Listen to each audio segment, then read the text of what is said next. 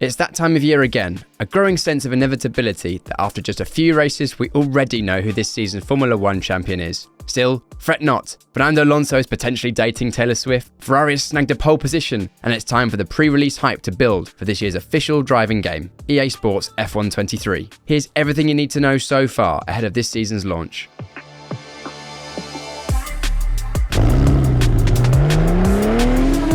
F1 23 will be the 15th official Formula 1 game developed by Codemasters Birmingham studio, now under the stewardship of Electronic Arts since 2021. Ever since the first game from 13 years ago, the company has used its proprietary Ego game engine technology, although along the way it's received countless upgrades and revisions. F1 23 will once again be based on this platform. Of course, F1 23 will have the drivers, cars and liveries of the current season and mix them together with single-player Grand Prix races, a time trial mode, and the excellent My Team managerial career, ranked and unranked cross-platform online racing, and even a Hollywood-esque dramatisation. This season's fresh tracks, the Losail International Circuit in Qatar and the Las Vegas Strip Street Circuit in the USA, will both be in the game from launch. Losail did debut in the COVID-19 affected 2021 season in November of that year. The race was won by Lewis Hamilton and Alonso managed to bag third for Alpine, but the F1 2021 game was never updated to include this circuit. Las Vegas, meanwhile, is all new and will be the third 2023 season race held in the United States, joining Circuit of the Americas and last season's new addition, Miami,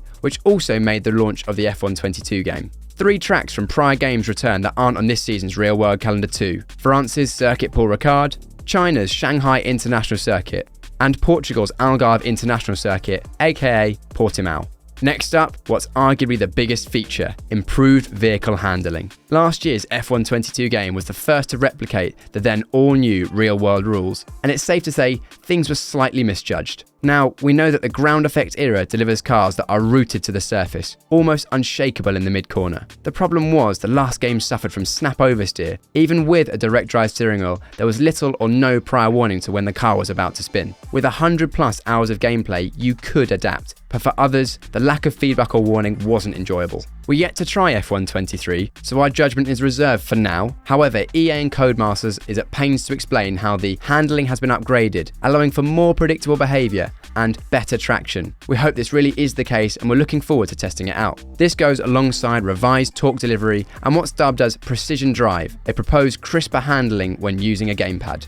A small, yet significant change is the return of red flags. These have not been present in a Codemasters developed title since F1 2014, where triggering a pilot would result in a race stoppage, then a restart, minus those who'd lost wheels and so on. In F1 23, they return. More than ever, this feature is pertinent. Like it or not, if Azerbaijan 21 and Australia 23 are anything to go by, F1 is intent on using them as a way of delivering last-minute grid start showdowns.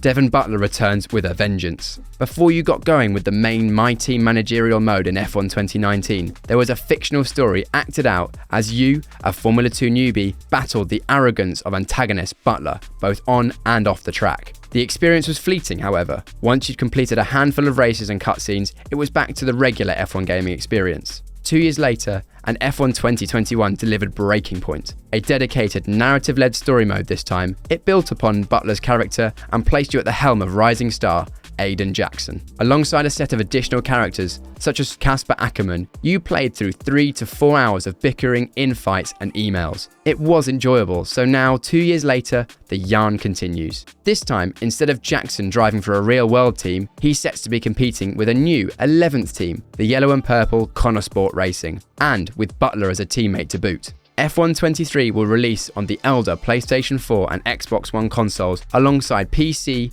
PlayStation 5 and Xbox Series X and S. On paper, it's all welcome. So is the addition of 35% race distances. Up to this point, 25% and 50% were available, but nothing in between, and a facelift safety rating system. Previously, you would rise up the ranks when racing online, and in theory, you would be placed within lobbies of those of a similar rating. There was also a safety rating system too, based on your ability to avoid crashes. Still, oftentimes it remained a bun fight. Now, the safety rating will somehow also factor in your abilities when racing in single-player game modes too, which sounds analogous to the system within iRacing and Assetto Corsa Competizione. Undoubtedly, this latest feature will be judged properly in the months after release. Finally, we must mention F1 World, as it initially sounds like an expansion to the existing Podium Pass system present since 2020. This is the completion of optional challenges, earning XP, leveling up and unlocking free cosmetic customization items, or spending real money on Bitcoin virtual currency to then buy said items. We are imagining that, but wrapped up in a cleaner progression system and also featuring some form of car upgrade system.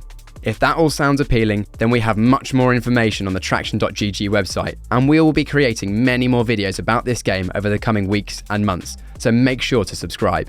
All that's left for us to say now is that F1 23 will be releasing on the 16th of June, both digitally and physically. Lewis Hamilton, Charles Leclerc, and Lando Norris appear on the front cover. For the Supermax fans, there's a digital-only Champions Edition for an extra fee, which includes 3 days of early access from the 13th of June and bundles in some digital bonuses, 18,000 Bitcoin, an XP boost, Verstappen racewear for your character, 2 icons for Breaking Point, and 4 icons for my team. These are older, real-world F1 drivers you can sign for your team. Oh, and an F1 World bumper pack and a vanity item pack. Ooh yeah, unknown vanity item pack. Who doesn't love that? Are you looking forward to F1 23? Let us know in the comments below. If you want to keep updated with all of the F1 23 game news in future, make sure to subscribe to the YouTube channel to not miss anything. That's it for now. Thanks for watching, and as always, keep it pinned.